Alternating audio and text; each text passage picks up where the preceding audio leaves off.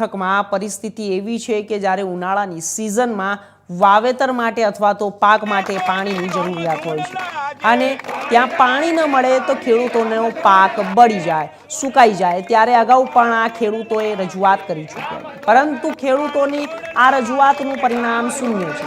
એટલે 4 તાલુકાના ખેડૂતો આગેવાનો ચાંગા પમ્પિંગ સ્ટેશન ખાતે ધરણા કરી સરકાર વિરોધી સૂત્રો કર્યા અને પાણીની માંગ કરી હતી। જો કે આ માંગની નહીં સંતોષાય તો ખેડૂતોના ધરણા ચાલુ રહેશે। ખેડૂતોએ રામધૂન બોલાવી સૂત્રોચ્ચાર કરી સુજલામ સુફલામ કેનાલમાં પાણી છોડવાની મુખ્ય માંગ કરી હતી, જેમાં આ 4 તાલુકાના જે તળાવ છે તે નર્મદાના પાણીથી ભરાય તેવી માંગ ઉઠી છે। ઉનાળાની સિઝનમાં બાજરીનો પાક મહત્વનો હોય છે અને 4 તાલુકાના ખેડૂતો માટે મોટા પ્રમાણમાં બાજરીના પાકનું વાવેતર કર્યું છે।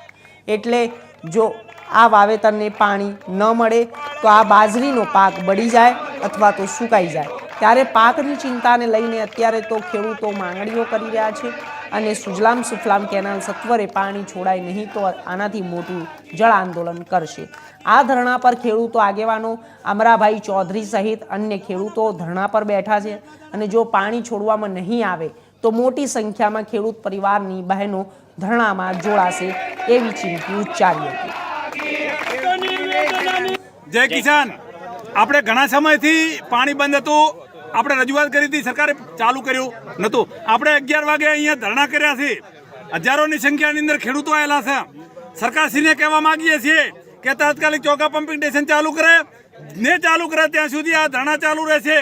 કોઈ પણ ખેડૂત અહીંથી હટવાનો નથી, કારણ કે પાણી વગર ચાલે એવી પરિસ્થિતિ નથી। એટલે સરકારશ્રી આ ખેડૂતોની વેદના સમજી અને તાત્કાલિક ચોગા પમ્પિંગ સ્ટેશને 6 પંપ ચાલુ કરી અને સુજલામ સુફલામ અને તળાવમાં પાણી નાખે એવી અમારી ખેડૂતોની માગણી છે। સ્ટેશને ખેડૂતો મળેલા છે અને પાણી સારું જ મળેલા છે। અત્યારે હાલ અમારે ધરણાનો કાર્યક્રમ છે અને પાણી જુએ છે। સરકારશ્રીને નમ્ર વિનંતી છે કે પાણી આપી દે। હજી સુધી ખેડૂત મૌન છે, હજી સુધી કોઈ સરકારને અમે કીધું નથી। અમે એવું કહેવા માંગે છે સરકારશ્રીને કે અમારો ખેડૂત સૂતેલો સિંહ છે, આ ખેડૂત અમારો સૂતેલો સિંહ છે, એને સંછેડવાની કોશિશ ના કરતા। અમારે પાણીની ખૂબ જરૂર છે, પાક બળેરો છે, સતત ચાલુ નહીં કરે તો અમારી બેનું કાલે આવવાની છે અને અમે પાણી લઈને જ જવાના છે। જય જવાન, જય કિસાન।